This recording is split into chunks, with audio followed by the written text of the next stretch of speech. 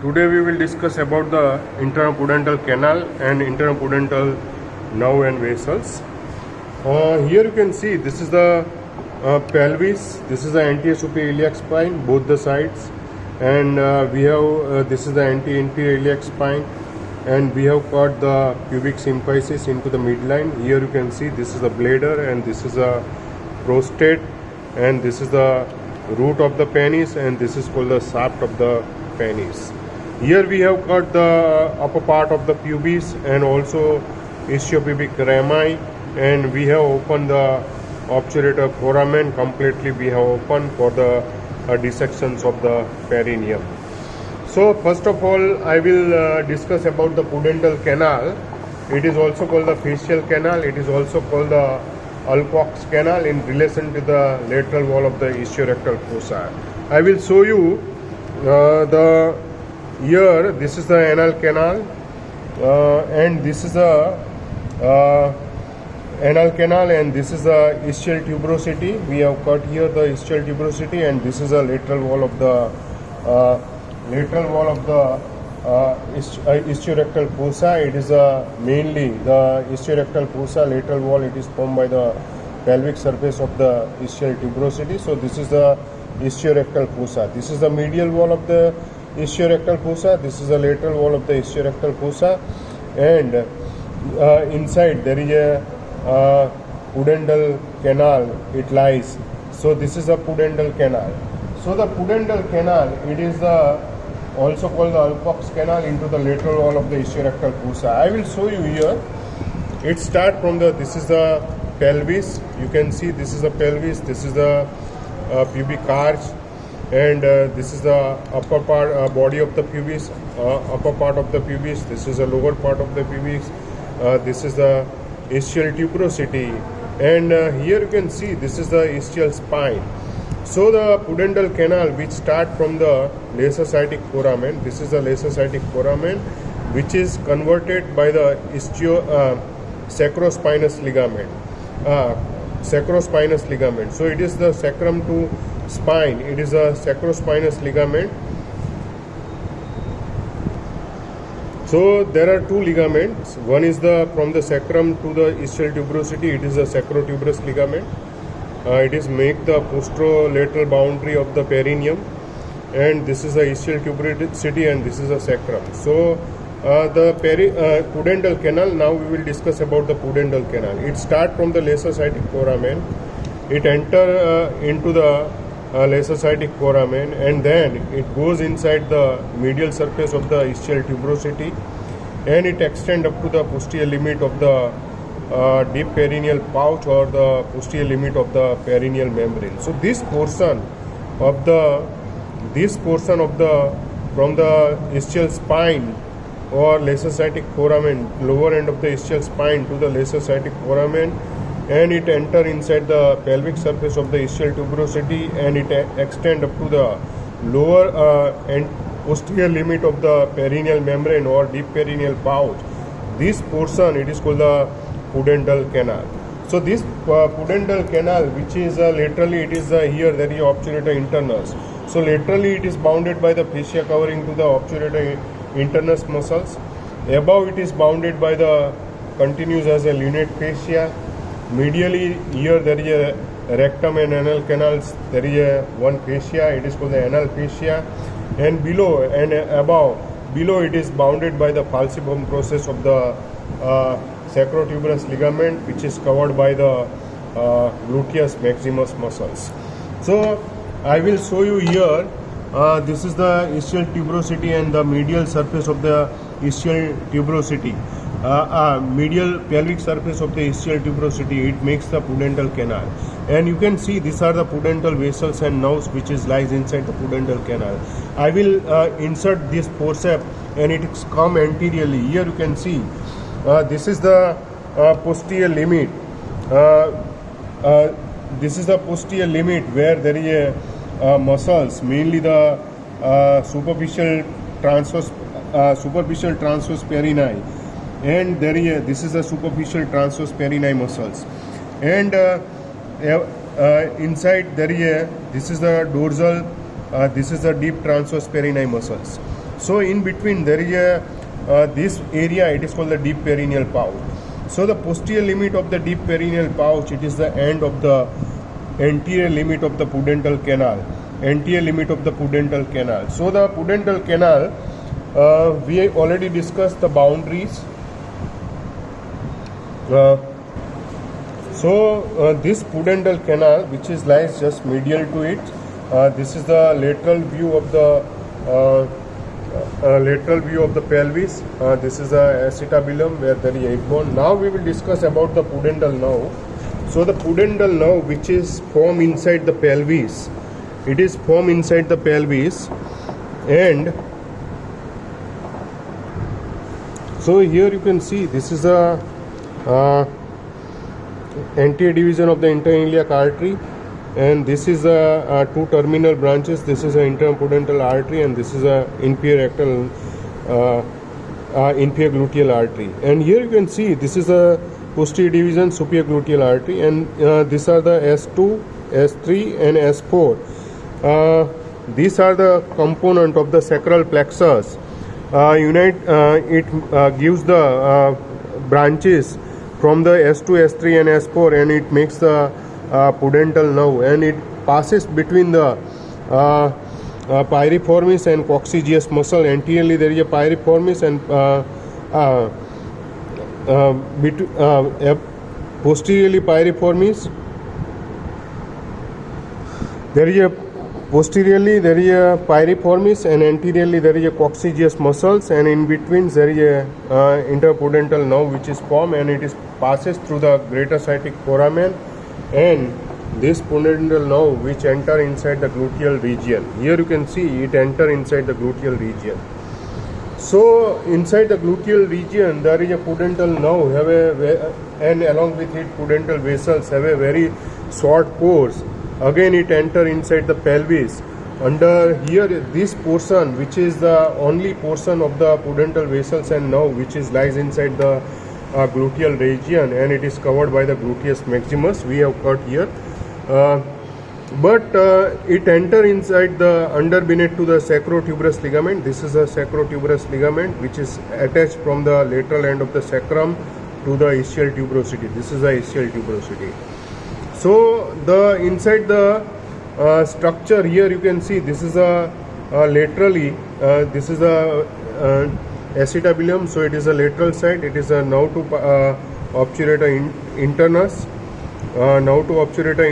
and these are the three division S2, S3, S4 all united. It makes the pudendal nerve, and this is the interpudental artery, and this is a posterior cutaneous nerve of the thigh, and this is a sciatic nerve. So sciatic nerve which is formed by the lumbosacral trunk L4, L5, S1, S2, S3 all united, but this pudendal nerve and vessels which enter inside the gluteal region through the greater sciatic foramen just below to the piriformis, and it is the very short course, and then it below to the sacrotuberous ligament and above to the sacrospinous ligament. This is the sacrospinous ligament.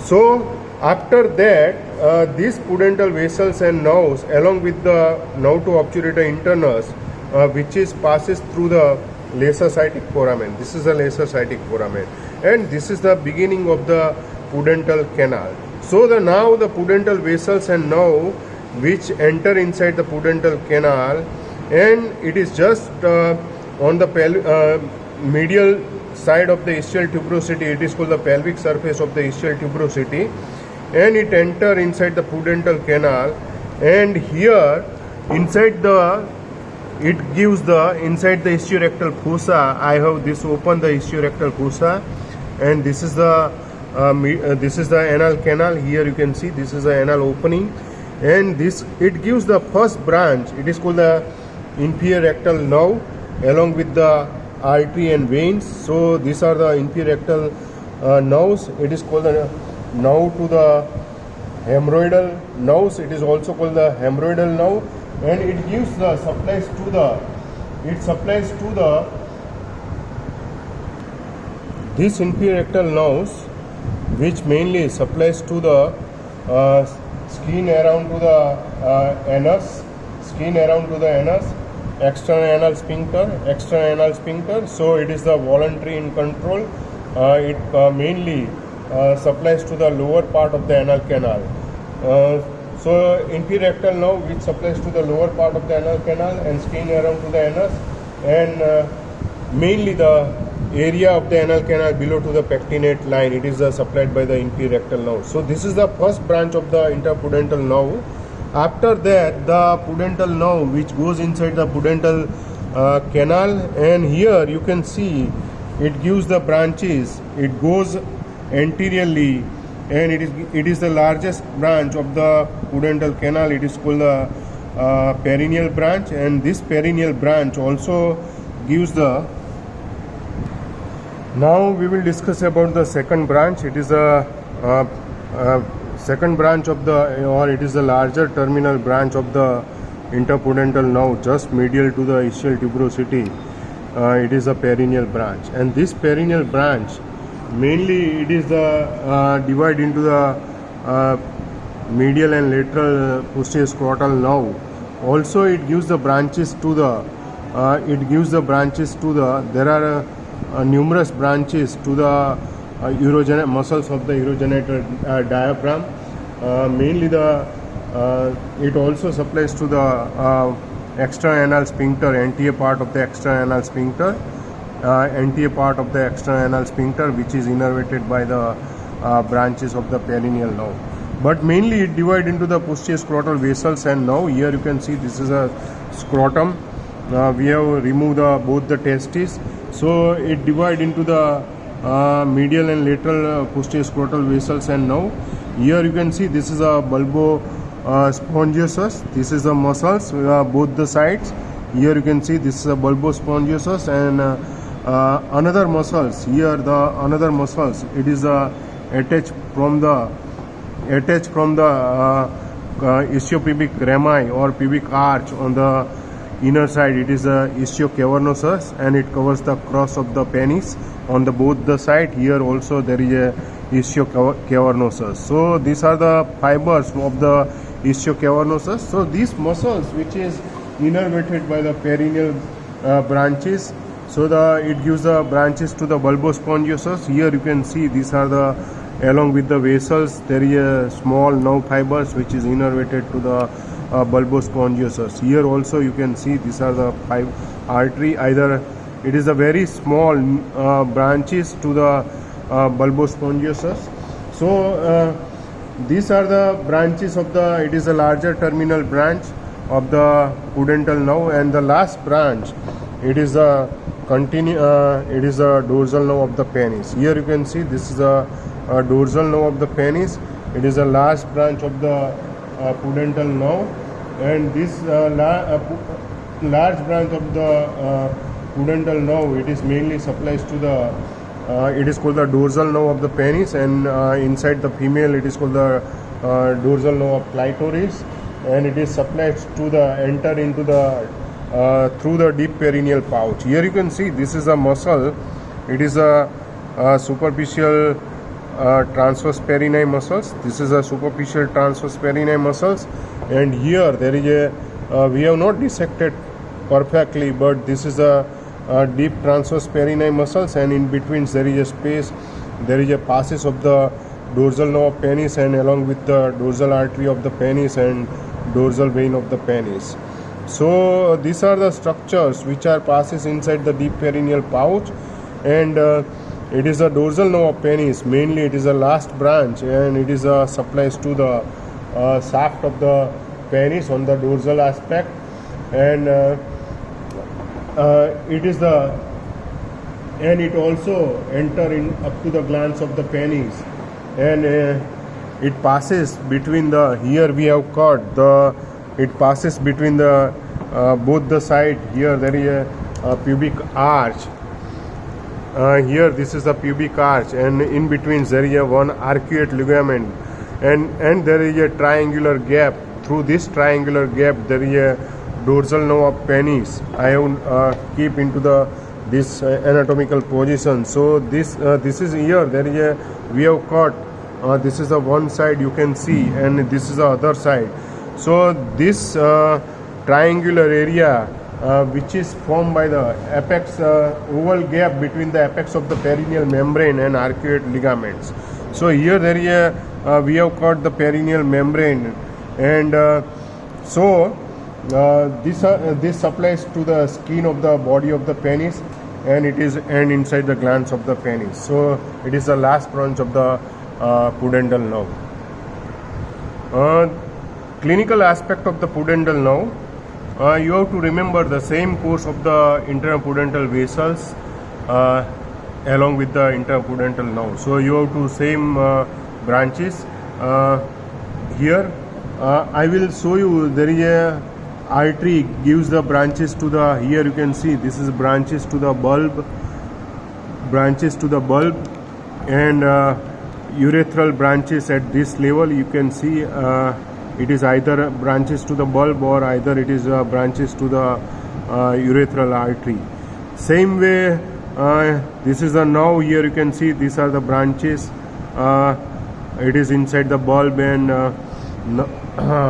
inside the urethral. So mainly the clinical importance of the interpudental nerve, mainly the one is the pudendal block, mainly the perineal procedure. For the one is the procedure by the through the ischial tuberosity.